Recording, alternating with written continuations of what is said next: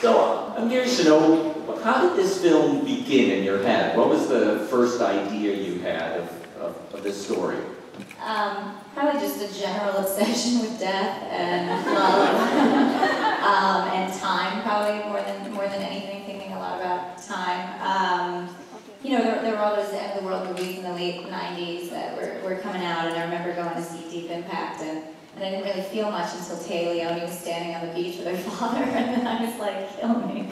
So that stayed with me for a long time, and then when 9/11 happened, I had moved from New York to LA a week before it, and I didn't know anybody out there, and so when it happened, I was so desperate for human contact. I was calling up old friends. I might have tried to find an ex-boyfriend, yeah, so that just stayed with me, that this sort of cataclysmic global event could have this effect on, you know, just my tiny self and my relationships with people.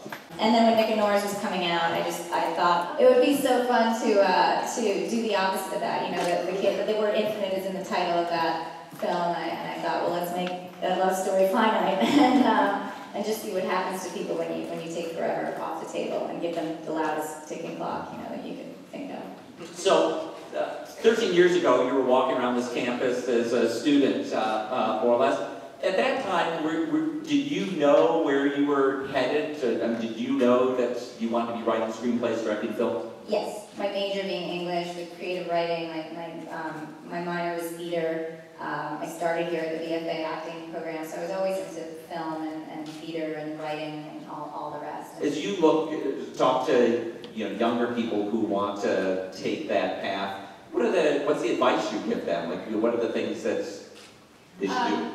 I honestly think just work harder than everybody else. I think that to keep writing, to not get discouraged, and to realize that some scripts may not be made into films, but they can become excellent samples of your writing. And if you can just find your voice, the studying film is just as important. So I'm glad you're here in the film program at Montclair State University.